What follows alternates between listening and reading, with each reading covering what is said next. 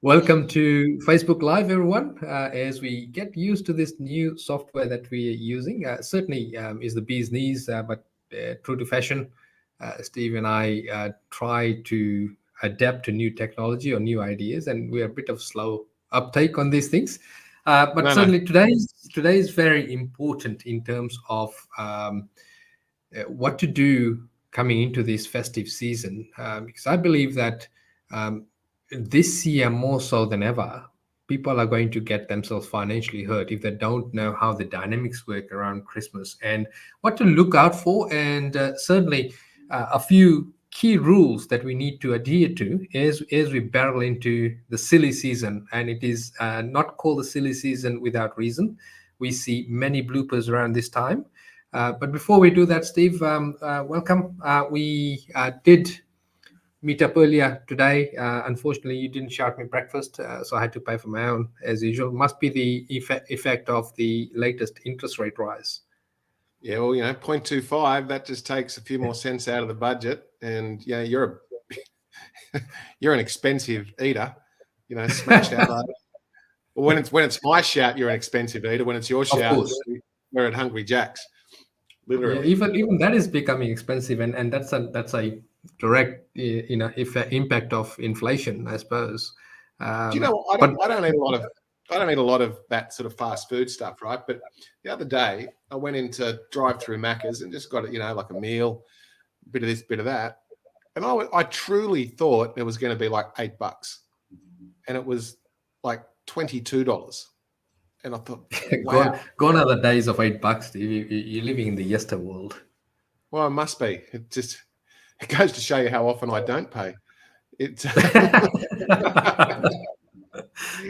But welcome everyone. We see we've got quite a few people now joining us, and we chose this topic quite deliberately, Steve, regardless of which way the rate rise would have gone 2 days ago, because we feel that the market's quite different this time around going into Christmas. Not because of inflation, but because of how the market dynamics are and the exuberance of people that are trying to fulfill their pre-approval before they run out.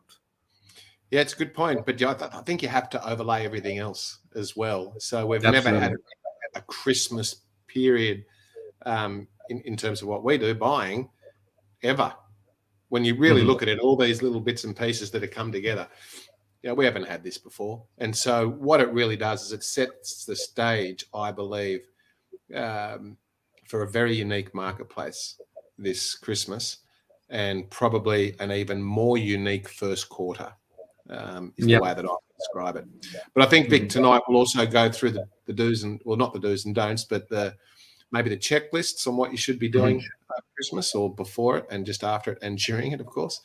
We'll give you our 2 cents on how we think some of the different markets will react during the Christmas break, and I guess post this 0.25 increase.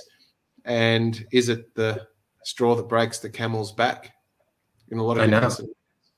Yep, absolutely. Now I got to pause and welcome Michelle.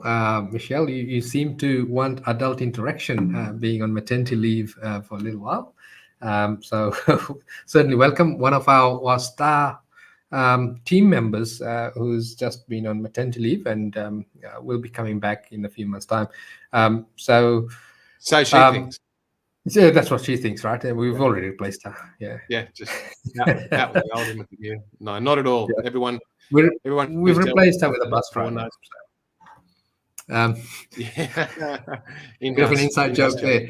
But Steve, we digress yet again, and I guess what we need to really start with is traditionally around this time of the year, people start thinking that there's going to be a lot of bargains, and indeed some years that's absolutely been the case where there's a lot of discounted properties. I don't think we'll actually see that this year. There may be some elements of desperation there where people are overcommitted. But by and large, when you really look at it, right? So the original thought was that with the string of interest rate rises, we will get some quite strong and significant down downward pressure on the prices of property. But that hasn't happened because the other side of the coin is that the money is still coming in, right? So we've got high rents. So those that are landlords still got good rents coming in. And we certainly have gone into this era over COVID with a lot of savings. And then the other impact we have is that unemployment is an all-time low. We have to go back almost, I think, the last time I looked, the unemployment figures of today were back in the 70s, right? So that's a very, very long time since we've seen unemployment figures this low. So what that means is that there is still cash flow coming in.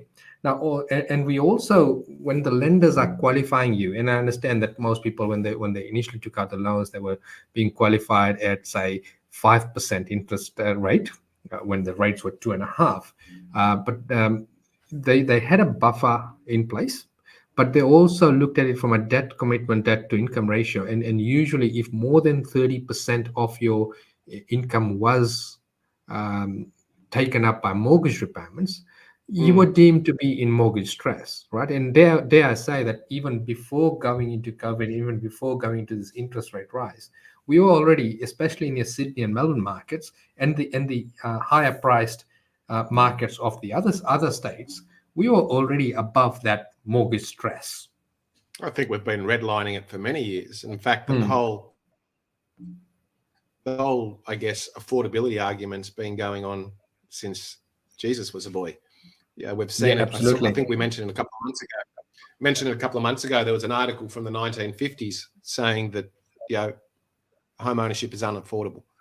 How are our kids ever going to be expected to own their own property? So that argument's been around a long time, yet we seem to be able to adjust, adapt, and I guess the lenders facilitate home ownership, which is a very important point, just like they want to do today. So even though we've got the higher rates, there's not a lot of, I guess, using the American term, foreclosures.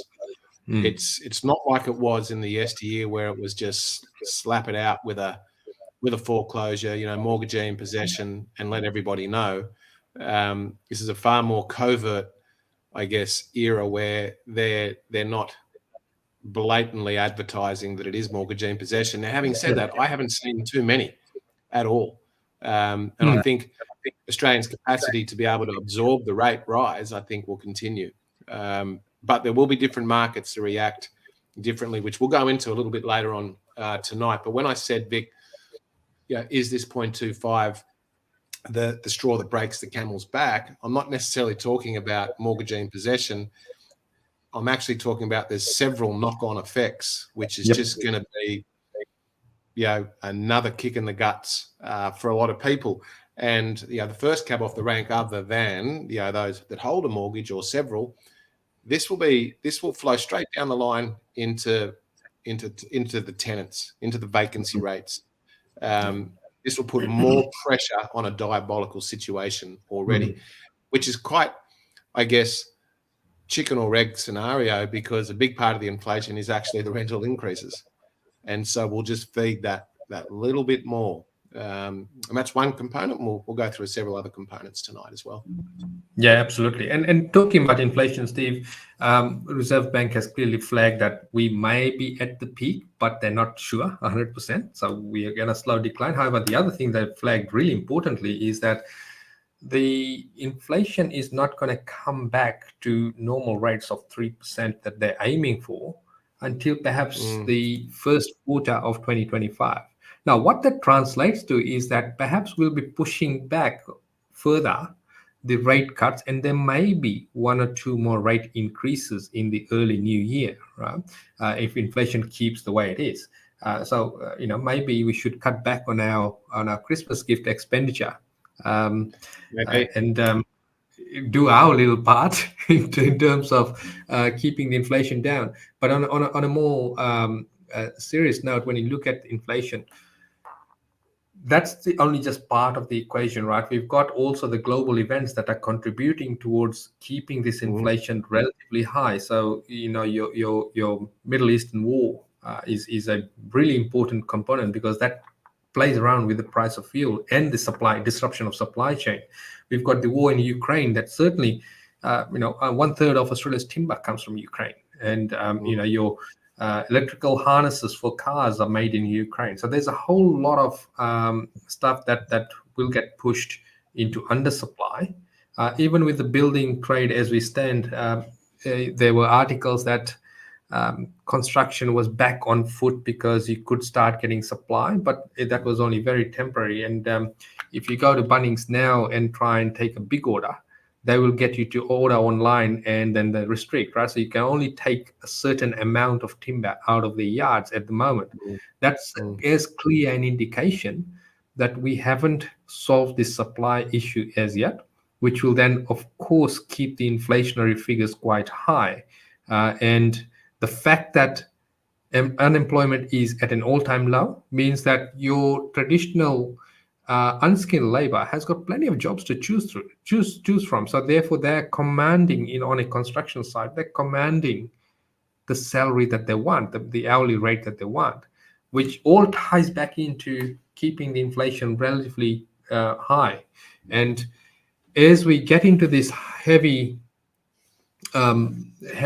expenditure period, along with the rate rises, the predictions were always that yes, property will come to a hard landing. But I reckon because of this underpinning with an employment, cash flow in the community, and the savings, it's going to be a relatively soft landing.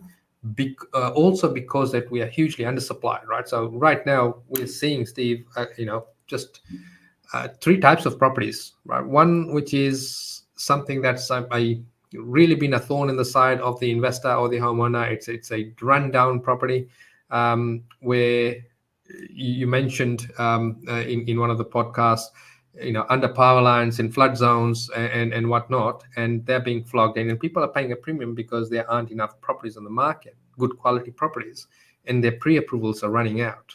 So you've got those properties. Then you've got the ones where it was the first home buyer that bought at 2.5% interest rate or 1.99 interest rate on double income. Now they're down to one income because they've started a family. They are the other people that may put their properties on the market. And then, of course, the ones that are just simply offloading their properties to move on to bigger, better things. Yeah, and I think these are the moving parts that really nobody knows how they're going to pan out, right? And you mentioned, hard landing, soft landing. At the moment, there's been no landing. Things have kept going, right, in most of the markets. But I just want to go back to something else you said, Vic, where I believe it triggered a thought in my head, where in and around inflation, where I believe that nobody is taking into account circa July next year and onwards. Yes. And what that is, for those that don't know, is when the shared equity scheme comes into play, or thereabouts, which is the 40% for new builds, 30% for existing builds. Government will chip in. That's going to really stimulate a big part of the market, right? Even though there's only X amount of seats.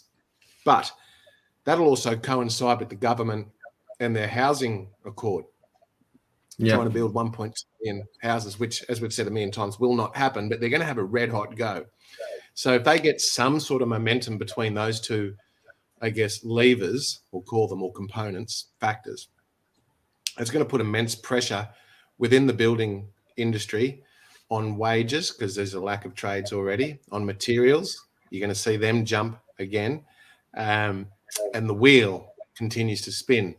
And so that's really going to start to show through the inflation figure. So it wouldn't surprise me if it's not contained, that what we see is a bump down in terms of inflation, although the Christmas retail spend will be very, very important. We'll see a real pullback in sort of Feb, March, April, and then somewhere in the latter half of next year, we'll probably see a kick up again as all these components start to take shape. Yeah, absolutely. I guess. Yep. But the one thing, importantly, lag. There's a lag. The one thing that I guess, if there's a silver lining in today's or yesterday's or the day before's rate rise, and you've got to try and look for a silver lining, right? Is that it prolongs the problem that we have. Mm-hmm. So the silver lining clearly isn't for everybody, but if you're a current investor, if you're clearly a landlord, or you can get into the market, it's going to have higher rents for longer. It's just, all we're doing is we're prolonging the problem, is my Absolutely opinion. right. And Yep. Yep. so it's put a floor in where rents will be. Mm-hmm. Yeah, they're not going to come back in a quick amount of time. Yeah, and tying into that, if you look at the latest ABS stats in the sense of dwelling approvals, right? So there's been 4.6% year on year in terms of new constructs approval. Now, what that means is that there's about 15,000 approvals that have been not started, not applied for in comparison to this time last year. And we already get in an undersupplied market, because if you look at the population, so the 2021 census, we had 25,500,000 something people in Australia. We've just ticked over 26.8 million, yeah, because we've got immigration next level, and that cohort will need somewhere to stay, right? And obviously, as you look at it from migration point of view, that's circa 800,000 people that have come in.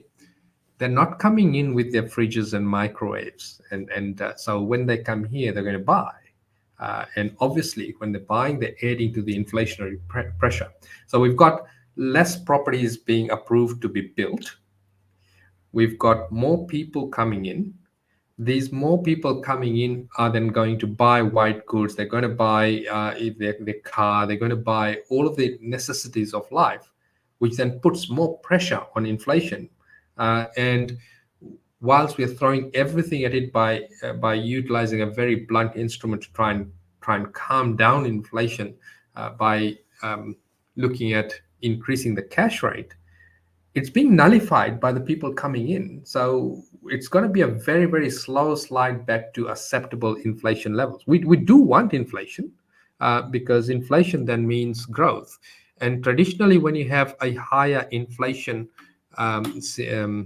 climate, the safe haven for the money clued people, the safe haven has always been property, because properties will continue going up in value. Whereas if you whacked your money in a bank account, it's actually diminishing in its buying power, because it's cash, it's sitting there, and everything else, the price is going up. So it's really important that we understand all of the dynamics that are working right now, and we need to really set aside all of these pundits that are saying that there's going to be an absolute mortgage cliff, that the property prices will drop significantly. We won't see any major decline in property prices for years to come, I believe, unless there's something diabolical that happens that simply sucks out the buyers out of the market. So, in other words, finance. And certainly, the way the immigration's working, the way everything's lining up, and as you mentioned, Steve, in terms of 1st of July, with that government incentive coming in, we are setting the tone for a very long run in terms of property. However, a lot of people are trying to jump in and say, okay, I want that absolute bargain, because I'll promise people around, especially around Christmas time, that I'll settle before Christmas, or I'll offer a lower price, but I'll match them in terms of getting the settlement date. And then there are others that are of the opinion that we should wait, and then wait until next year. I think neither of them are 100% right. Both of them are perhaps 70% right, if the maths do work in that sense, because this is a market where you need to be really opportunistic, and perhaps not just be state based and say, I want to buy in Perth, I want to buy in Brisbane, I want to buy Sydney, Melbourne. You really need to be looking at it from an opportunity point of view, and also making sure that it is actually matching your portfolio, and not just simply following the herd, right? So, and understanding where each state is in terms of its cycle, its supply, and their traditional cycle length, which I believe will get foreshortened even more. But if you don't understand those simple metrics, you shouldn't be jumping into the market right now. Yeah, and I think that's a very, very good point, Vic. But I think to add to that as well, that today's occurrences in terms of the finance market doesn't mean that every market will react the same. It'll be, as things become harder and harder to get finance, clearly it'll be those more unaffordable markets that are going to struggle, I guess, with the growth rate compared to something that is more affordable. With population growth and with strong economies, et cetera, et cetera, et cetera. So it's not a one market fits all reaction to the environment that we have today. Because let me tell you, there's still plenty of people out there that are cashed up. There's still plenty of people that have the capacity to borrow. Maybe not the $1 million from 6 months, 8 months ago, but maybe they're at 700. Maybe they're at 650. And so what it's doing, as we talked about earlier today, Vic, is it's funneling people into these more affordable corridors throughout the country. And affordable in one city is quite different than another. And an example of that is affordable in Sydney for a house might be sort of somewhere around about that 800, 850,000. Whereas affordable in Perth might be sort of 550 or 600 as an example. So there's many different, I guess, tiered brackets that are quite ready for investors, and we can see that via the data, but we can also see via the data that there's a mass exodus of investors in certain states as well, where that capacity to be able to hold on to the property, be it a secondary property, maybe they've already got a principal place of residence in combination with the cost of living, and they're saying, you know what, I've got those issues, now I've got a state government throwing, scenarios at me, I'm out. And I'll re-enter the market when things are better. And I think that's a really important point. I think investors are willing to sacrifice tomorrow's growth to survive today, to then be able to re-enter in the future. And sometimes that's actually a smart move, because there's a quality of living that you still need to have. One of the things we constantly discuss, having gone a few rounds, Steve, is that we firmly believe that life should happen in the forefront and investing should happen in the background, right? Now, that doesn't mean that it's a set and forget notion.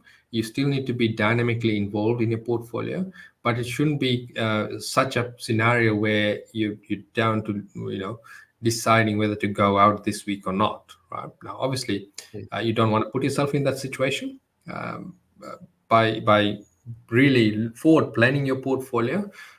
But if you are in that situation, you shouldn't be afraid to let go of one or two properties to then live to fight another day. So long as you've got a clear plan as to how to recapitalize and get back to where you were, and then move in leaps and bounds forward from there.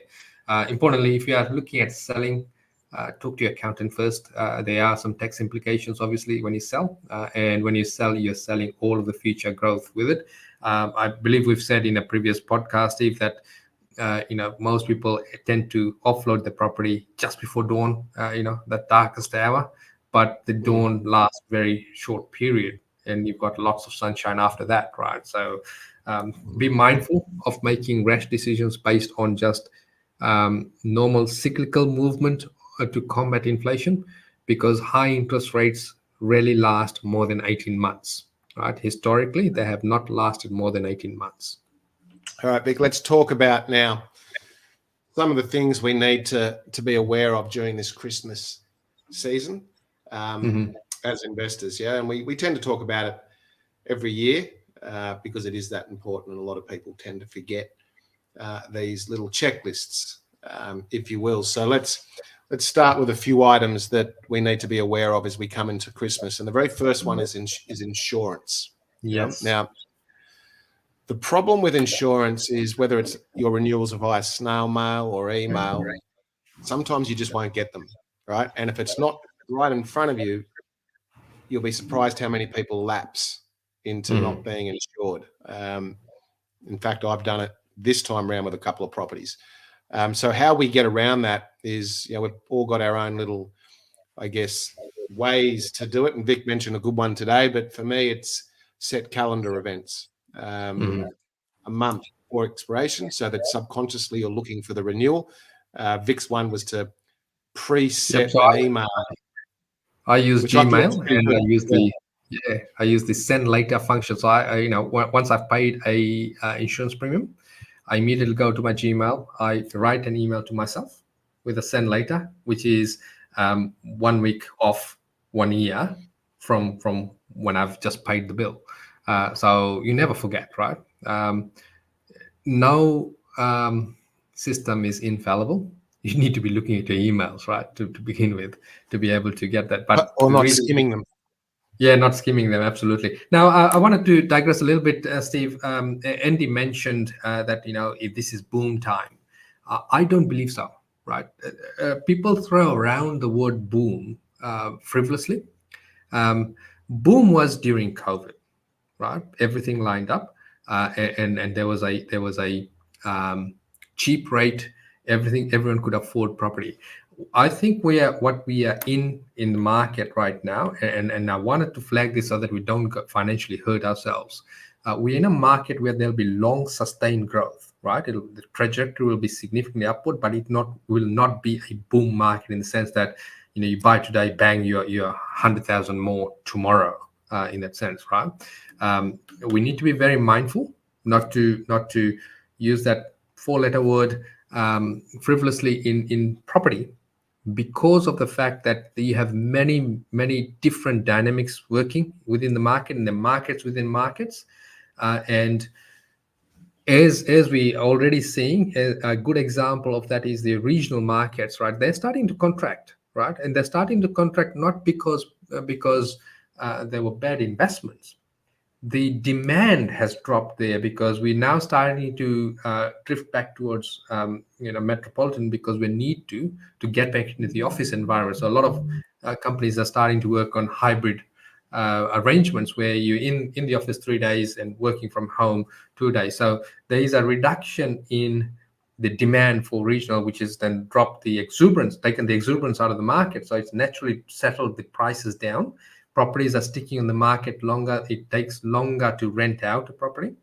And that's certainly true also for some metropolitan areas as well, where they're just a little bit too far out, or they're not right on the transport hub. So your properties tend to stick a little bit longer in terms of the rental market in that sense. So we really need to be mindful going into the new year, and also into the silly season, not to get caught up in the marketing rhetoric of people, and burning yourself and buying the wrong assets. You really need to drill it back down to what you're trying to achieve, and then choose a strategy, right? And there's no one right strategy, right? The best strategy is the one that feels safest and sits most comfortable with you, and what you can then also tweak and change the pathway to not lose money significantly if it goes pear-shaped, right? At some point in time in your portfolio, one of your ventures will go pear-shaped. We've all got battle scars, right? If you've been investing long enough, you've got battle scars. It will get pear-shaped, and usually people make mistakes because of three reasons, right? Greed, ego, or plain old stupidity, right? And if you've got all three in there, then you're in trouble. We've got a few Absolutely. like Just in the coming back. portfolio which you got rid of, right? Yeah, absolutely. We all have. But I think just coming back to your interpretation of a boom, it should be everybody's interpretation of a boom. I think it's different for everybody. So if the average compound growth historically is, call it 6.3 to 6.8% across the board, if you get 12%, is that a boom? If you get 8%, is that a boom? Or does it need to be 24%? Does that mean it's a boom? And I think it's very, very important that we know that there will be areas that do get double digits and well into the double digits. Even regional areas. Correct. Over the next 12 months or thereabouts. However, what does it look like when we reverse face it in 5 to 10 years? So let's imagine we get 15% next year in area X. Then we get 8% the next year and 4% the next year. Then we get nothing for 5 years, because that will be the case. what I believe quite a lot of these areas, once this all unfolds and supply comes through and so on and so forth, which will be in the years to come for sure, it has to. So we don't want to be too, I guess, not blinded, but we don't want to be the moth to the flame for the short term, right? Because essentially what that makes us is not an investor, we're a speculator. So we need to be looking, it's great to get the short-term growth. It's a great bonus, but we're really concentrating on that middle and long term. But Vic, let's come back to the Christmas list. Yeah, otherwise absolutely. It's going to be a 4-hour Facebook Live, and we know how you like it. Every now and then you and I do get onto our soapbox, and we digress. Yeah. Now, one of the key things that people miss around this time of the year is running their finances too late, right? So most banks will have an embargo on refinances, right? And in fact, I've got one of the communications from one of the banks where all applications must be submitted by 4th of December. I'm reading from this screen. And the full unconditional approval needs to be achieved by 8th December for them to be able to settle this year, right? Now, importantly, this is for purchase, right? All banks will prioritize purchase contracts as opposed to refinances. So, and particularly if you're setting up your finance structure in a diversified way, where you've got the property that you're extracting the equity out of with Bank A and the purchase loan with Bank B, Bank B doesn't care what Bank A is doing, right? They're just going to go approve, right? And all of a sudden you realize you've got a unconditional contract here, but your monies are not coming through in terms of the rest of the funds for stamp duties, full deposits, and settlement costs. So don't leave yourself short. The other thing that most people tend to forget is counting the days, right? Did you know that as of Tuesday, we actually for as far as RPG clients are concerned, we actually nominate a date for settlement, not let the standard contract run, right? Because as of Tuesday, we'll only have 29 business days left in this year, right? And that's diabolical, because if your settlement falls during that holiday period, especially in today's electronic settlement day, there is a very strong chance that it could actually be called on as okay, you got to settle now, right? So as you get towards into next week, you need to really start putting a settlement date now. So what that drills back to is you got to talk to your broker to say, hey, are you going on holidays, right? When are you back from your Christmas holidays? Really important, right? You got to talk to your buyer's agent, if you're using a buyer's agent, to say, hey, will your team be around? Are you going away? Are you contactable? Importantly, your solicitor, your conveyancer, you have to check when they're closing office and when they're starting back up again. And as important, as you get closer to Christmas, your Christmas parties start, your engagements with different businesses, when they throw you parties, start. This is talking from a professional end. And so your property manager may not be available to take on the file from the outgoing property manager. Or it could be that if you're not using a buyer's agent, or if you're not using a third party, the person that was going to do your settlement inspection is no longer there, right? So all of a sudden now you've got no one to pick up the files, no one to answer your calls if mortgage documents go pear-shaped. So you really need to nominate a date after talking to your team members as to when you should book in the settlement date, and put that in the contract up front, right? So you don't leave yourself short. And we all often travel during Christmas. I guess when you talk about property managers, Steve, we've seen some horrible instances where people are not contactable, landlords are not contactable on mundane stuff that then becomes too big because it hasn't been addressed straight away, and ends up costing the landlord a lot because of simple thing of, before you're going away, you need to communicate to your property manager and give them at least 2, maybe 3 modes of being able to contact you. And if they're still not able to contact you because of time difference, maybe a secondary contact. I think in today's day and age of technology, Vic, if you're not contactable, no matter where you are in the world, majority speaking, then more fool you. Especially when you've got a $500,000 $1 million asset / business in play. Why wouldn't you want to be contactable? Because things do get out of hand.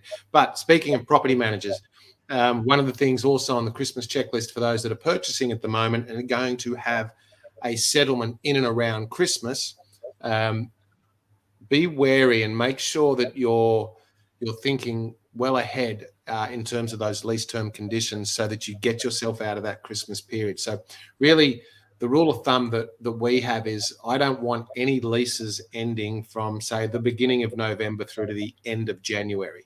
So I'll stack leases accordingly. I'll bring them forward to an 8-month lease or a 14-month lease or whatever it may be, so that no leases end in that sort of black hole period. Because even with a very hot market that, with vacancy rates of, in some areas 0% or, up to 1%, no one really wants to move in and around Christmas. It's just it's a bugger of a time of the year. So that's something that is in your control. So stack the leases accordingly. And then just also furthermore from what Vic said, communicate with your team players to find out when they're on Christmas break. So typically everyone operates up till Christmas Eve, and then they're back sort of, the 5th, 6th, 10th, somewhere in that sort of vicinity. But if you have unconditional exchanges happening in that period, which is just as important as settlement times, you really want to be abreast of who's there, who's not, even down to making sure your pre-settlement inspection happens, right? Yep. And it's so important, because usually when stuff goes south in terms of settlements, it's usually around Christmas, Absolutely. whatever the reason. So you really want to be on, really want to be on top of that. So we've talked about property management, lease ends, your team players when they're available and when they're on holidays. We've talked about insurances. We've talked about refis versus settlements. And I'm not sure if you made that point clear enough and important enough, Vic. So just to reiterate what Vic said, is as we get closer to Christmas, probably from here on, I would suggest the lenders will put more onus on purchases than they will refinances. So if you're trying to do a drawdown to extract equity before you're getting your unconditional approval or your approval to purchase, you're going to find that you're going to be put in the back of the queue or further down the queue, as purchase contracts will take priority. Happens every year. So it's important that you're well abreast of that. Don't get caught out. Don't get caught out. No, don't get caught out. So Vic, there's a few other items on the list which will sprinkle throughout the next couple of days and on the podcast and what have you. But let's just come back to this straw that breaks the camel's back scenario. And we talked about it not necessarily being about borrowers or those that have got mortgages, even though there will definitely be some people that were on the line and now they're over it and they will sell. We talked about how it will really affect tenants. That pass-through is just going to happen. So it's going to prolong the problem.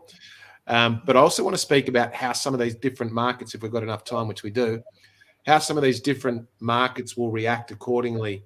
Not just this last 0.25 or 25 blips increase, but also what's happened over the last, let's call it 6 to 8 months. Yeah. And so there will be markets that react in the negative, and there'll be markets that don't react at all. It'll just be, another day of normality, and there'll be markets that potentially actually might have a greater rate of interest in them from the buyer for the short and medium terms. And so if we look at the markets that may react in the negative, it'll be those with the high debt to income ratios. Right? Yep. That's the DTIs where there's lack of affordability. And it's really easy if we just take Sydney as an example to say, well, Sydney is unaffordable, and that would encompass every single dwelling in Sydney. But if we drill down into it, and we mentioned earlier, Sydney's a big area. In fact, the way that we classify Sydney, it's from sort of basin to basin. So Central Coast down into the South Coast and Wollongong and everywhere in between. Why? Because it's commutable on a daily basis. That's just our thought process. And within that sort of band or that circumference, there are properties that are units, there are townhouses, there are villas, and obviously there are freestanding properties, and all of them have their own price points. So the analogy that you need to have 1.3, $1.4 million to buy in Sydney is just wrong. Everyone's tainting it with the same brush. As we mentioned, you can be 35 minutes to the CBD of Sydney and spend $800,000 for a house if you want to. Or you can spend $400,000 for a unit if you want to. Now, I'm not talking about just investors. These are owner-occupiers. You need to be very, very careful with the narrative around affordability and drill down to through the multiple levels to make sure that we know what we're talking about. However, Sydney, on the surface, will probably have some sufferance, as will Melbourne. But if we go to the other end of the spectrum, you're going to have areas like Perth that probably, dare I say it, become even more focused, or become more the focus of people's intentions, more so than it is at the moment. And on today's podcast, Vic, we mentioned, like, just talking about Perth days on market, which is, one of our data points that we look at. And it's a good example of why data is not always real. So I think Perth days on market is circa 9 days or thereabouts, which is hideously low, right? Just diabolical. But our buyers agents say it's more like 2 to 5. And that's being quite generous, right? So that's half of what the reported data point is. And so I could actually see, because it's more affordable, it's got one of the healthiest debt to income ratios across the country, other than the Northern Territory. That doesn't count at this stage.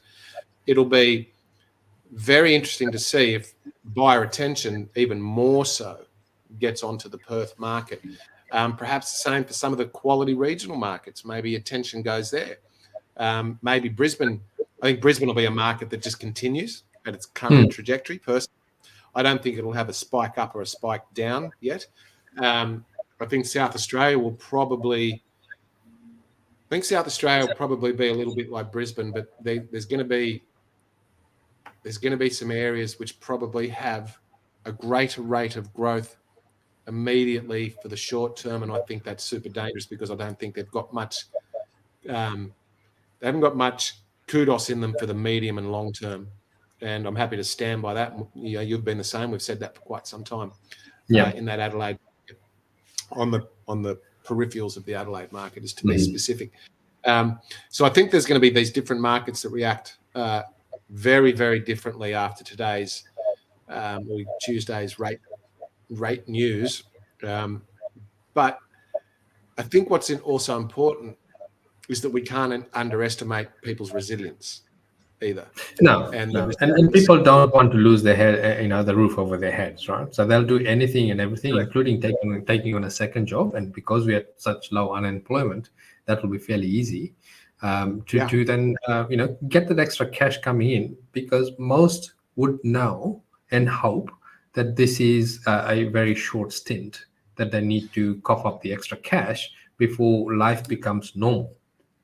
Yeah, even if they are, I think it's more a point is how deep are the coffers, how deep are the pockets, how much of the offset, the redraw, the savings have people eaten into? Is there a year's left? Is there a month's left? Is there a day's left? Is there 5 days? 5 years left? And I think that's a really important point, right? What's interesting though is that I think it'll be, as I mentioned earlier, in and around that retail spend for Christmas.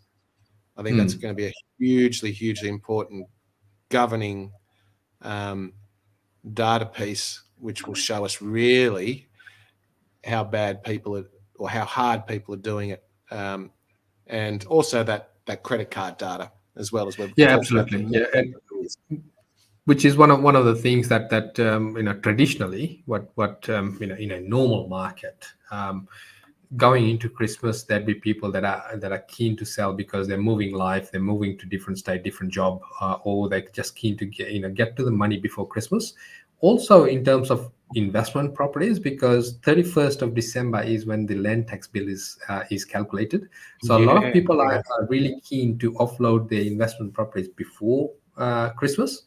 But then the other side of the equation usually is that people that are usually already struggling, and I don't mean this in a derogatory term, but when they're struggling, they tend to bury their head in the sand, and they overspend during Christmas. And when the credit card bills start rolling in come late January, early Feb, they are already in trouble, right? So we naturally see this spike of properties in the market, but that is quickly absorbed by your New Year's resolution buyers in a sense. So Yeah.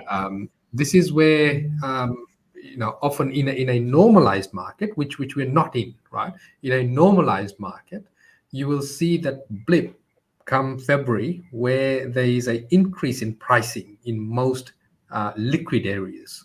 And most people then mistake that as, okay, turn of fortunes in that area, I'm going to jump in, and they get into the wrong asset. So it's important to understand that whilst there will be bargains in around Christmas and also in the first quarter of next year, it's not through property discounting, it's not through price discounting, right? Because we're so undersupplied. It will be more so because of the number of opportunities there, provided you know where to look. And equally importantly, it is something that where you really need to drill back to, okay, does the property really suit my portfolio and what I'm trying to do, as opposed to trying to follow the herd. So if everyone's buying in Perth or Brisbane or Sydney, you don't want to follow them there. You need to follow where your numbers lead you. Yeah, good point. And just furthermore from what you said about, there's not going to be a collapse in prices. Let's just say Sydney, because we're talking about that and its affordability points. There's not going to be a collapse in prices. What there's going to be is more choice. And the reason there'll be more choice is people's borrowing capacity has been slashed again, and maybe they don't have the serviceability to purchase Sydney now. And then there's the psychological component as well. Yep. Because if the media and the RBA continue to push the narrative around, don't think this is the last one, there might be another 2 or another 3, I think that'll be enough for people to say, you know what, I'm just going to back off. I'm just going to wait and see. And sometimes that's the right decision to do, because I don't care if it's a bank economist, the RBA governor, anyone else. No one really knows what's going to happen from quarter to quarter. Like there's too many data sets change weekly. Parts, right? Yeah, correct. Yeah, data sets are changing weekly. So the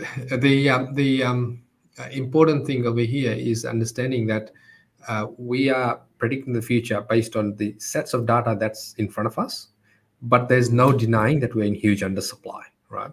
And when you look at construction, like I said, construction's down last month, year on year, last month. They're down by 4.6% or thereabouts. That translates to almost 15,000 dwellings less, right? And we're already in an undersupplied market. We've got all of these people that are coming in under the migration scheme. We're compounding the problem, right? But we can't not let migration happen, because then the economic growth stalls. And we will then go backwards quite rapidly because of the high interest rate climate. So we're in a bit of a bind over here, where we need to calm the inflation down, yet we need to get more people in to keep the economy ticking over. It's a bit of a chicken and egg scenario over here. And what we're doing is having the chicken and the egg together. It wouldn't surprise me, though, Vic, if the government capitulates to the loudest cohort, which would be to throttle back immigration. It wouldn't surprise me, right? The other thing that wouldn't surprise me, and there's been a little bit of talk around the edges, and this just also goes to a question around mortgagee and possessions. So during COVID, the bank stepped in and deferred payments. Yep. Right? It wouldn't surprise me if they did that again in some way, watered down shape or form. I think there'd be a very much more rigorous degree of assessment, whereas during COVID it was, can I? And yes, you can. There you are. Because the banks don't want to take over the property. Yeah, it's more profitable than to have the mortgage and the money out there, right? And so I think they're going to facilitate a lot of people, or a certain amount of people, so that they're not under that intense financial duress where they need to sell. Because what are the ramifications? The property goes on the market, may or may not sell, probably won't recoup its debt. Maybe it will. depending on the location. But then the displaced owner, where do they go? Can't rent anything. Certainly not going to be able to buy anything. Yep. And so I think it's going to be this, I don't know, and I'm really sort of crystal ball gazing here, a massive assumption, but it wouldn't surprise me if we see a little bit of backroom conversations from the powers to be to the banks to say, come up with a way where you can help the individual. Yeah. Well, look, I think that's already happening to a degree. A lot of the agents I talk to when I'm trying to fish for vendor motivation, right now, they're saying that, well, bank's about to take over, right? And the bank's given them 6 weeks, 4 weeks to sell, right? It seems like there has been a backroom conversation to not call things mortgage in possession, even though the banks are snapping at the heels. Or they have actually taken over, but what they've done is then they've done a quasi takeover. So they're saying, you know what, if you don't sell within this, we will actually take over.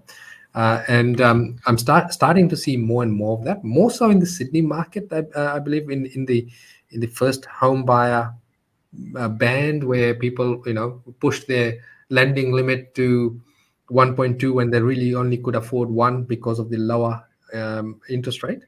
And so we're starting to see a snippet of that. Now, whether that is 100% true or not, there is no data to support that.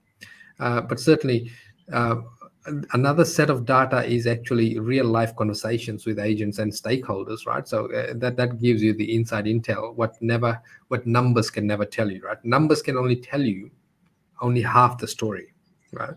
The other half of the story actually happens when you have a conversation, when you are doing what I call on-ground research, where you're physically on the ground looking at all of the moving parts and the dynamics to understand what the numbers are really saying. I think that's a really good point. Yep. Go on, Steve. No, I was just going to say, I think that's a really good point, because that'll dictate the style of negotiation that you deploy today. How you negotiate today is very, very different than what it was at say 12 months ago, which was different than what it was at the beginning of COVID, which was different. Yeah, we got flagged on with one of the comments on one of our snippets that we put on Facebook, where they said, why wouldn't you do a lowball offer, right? The reason why you wouldn't do a lowball offer in today's market is you will not get a second look in, right? The agents have got offers flying in left, right, and center on a well-priced property. And therefore, if you're giving them a lowball offer, even an agent that we've worked with before, that's hard work. You're actually getting them to work, right? So why would they do that when they've got a much higher offer on the table already? Yeah, so it's important to understand. You've offended the agent. Absolutely. The agent, and you won't get another look in when there's 4,952 other buyers just waiting. So there's a time to open extreme, as we refer to it at, and there's a time to be far smarter. And as we mentioned on today's podcast, Vic, the asking price on the .com platforms is irrelevant. If you're thinking, well, it's on the market for 750, I've got to get it for 740 or 30 or 20. That's the wrong way to be looking at it. There are some markets out there and throughout Australia at the moment where if it's on the market, I'll make it up, 550, expect to be paying 620. Does that mean you're paying too much? No, it doesn't. It just means that the agent and the vendor really don't know where the property sits on that day, on that week. And so they've also got to operate within the bandwidths of the local laws for the real estate institution and state governments and what have you. So don't let the asking price fool you. Your own diligence and your own research should be very, very very important into, I guess, guiding you where true value sits. Yeah, absolutely. And Steve, there's one Christmas blooper that we haven't spoken about, which eventually gets most investors. It's when they're on a holiday and they say, this is a great place to buy an investment property, because what they're doing, what they're doing is buying through emotion, right? So they're euphoric, they're on a holiday, they're relaxed, and they see a property that seems to be well priced without fully understanding that market, and particularly being caught up in that holiday mood. they tend to buy a property there. The whole idea is that you want to get away from your holiday, have a real holiday, don't buy properties at that time, if in that location in particular, until you've come back, done your full research. When you're back in work mode, to then truly decide whether that is a good move or not, right? So often it is the you get caught up in the euphoria, the you're feeling well, feeling really good while you're on holiday, so you're equating that to, yes, this is a good opportunity to buy over here as well. I think the holiday home purchases would be way on the back burner this year for Absolutely. most. I think during COVID, obviously that's when it was really rampant. And I said to a lot of clients who were entertaining it, don't do it, don't do it, don't do it. It's because what we can see in the data now is those holiday-driven areas are really giving back now.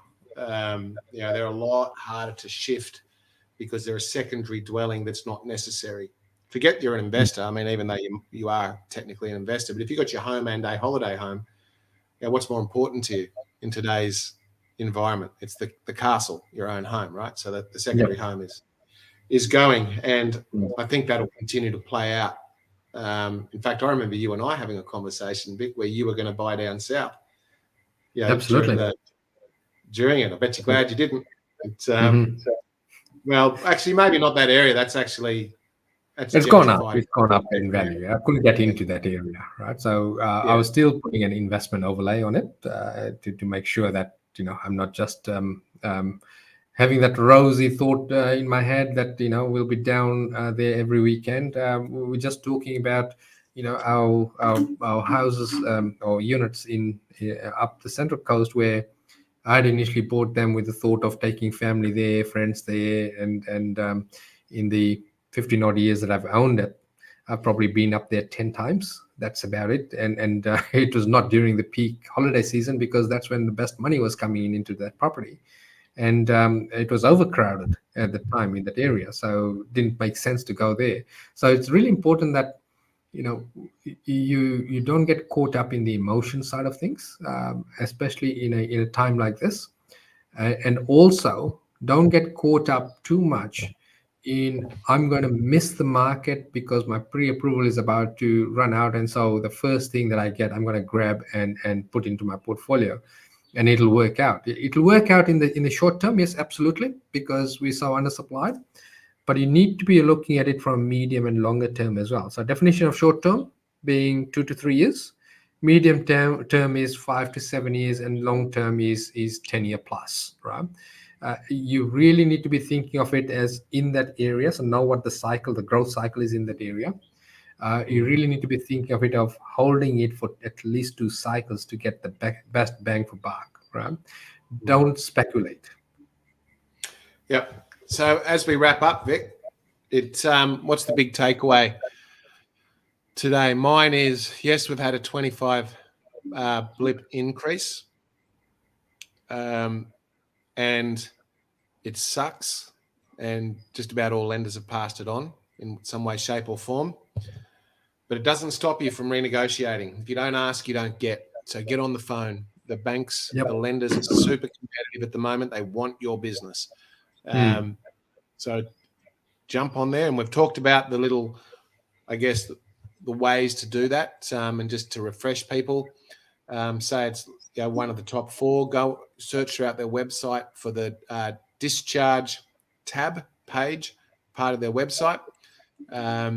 Discharge department, because it's in the very fine print. It's hard to find, and that's the number you want, and it'll be a very different number than anything else on the website. And when you get to the discharge department, give them the comparables and so on and so forth, and have a absolute well thought out discussion with whomever's on the other end of the line. If you don't ask, you don't get. Simple absolutely. Yeah, I think that's the best thing we can do is make sure that you're not getting caught up in the emotive side of things, and making sure that, of course, you're looking at every property aspect, every property investment aspect through fundamentals, and making sure that the things we talked about today, you actually give that credence in the sense that we really need to make sure that we're not getting to be a victim of the silly season. But certainly you also don't want to be caught up in over analysis, right? Is to is this the right one, is this not, how can we get the price cheaper. If you dwell too long on the opportunity will pass you by because the market is so. It's a good point, Vic. Good opportunities are gone within hours. Yeah, Yes. literally. And I think the other point too, Vic, as we wrap up, is to be tactically aggressive. Mm-hmm. And aggressive might be sitting on your hands deliberately as much as you want to buy, or it actually might be putting yourself into a position via finance and tweaking and educating to be able to actually purchase. I think now is super, super important that people become absolutely strategic and methodical. Methodical Yeah. being probably the key word there. It's not a case of I'll buy anywhere because of the market conditions and lack of supply and yada, yada, yada, and I'll do well in 5 years. Probably. But there's a massive difference between bleeding now then doing well versus doing well off the bat and in a very survivable position, because those rates of growth, if you can get 10% growth in whatever amount of time, let's call it 18 months or a year versus 5%, it's a massive difference over time. Absolute Yeah, massive absolutely. difference. Yeah. So we need to leave it there, Steve. Obviously, for those that want to contact us, just send us a message, or you can jump onto our website. You do get to speak with either myself or Steve. There is a little bit of a process, of course, so that when you are speaking with us, we're actually giving you a strategy and taking into account all of your current portfolio, so you can steer in the right direction. If you have enjoyed our Facebook Live and found value, please share it on your socials. It does help our algorithms and helps reward all of the people working in the background to make this possible. And we'll see you again in a fortnight.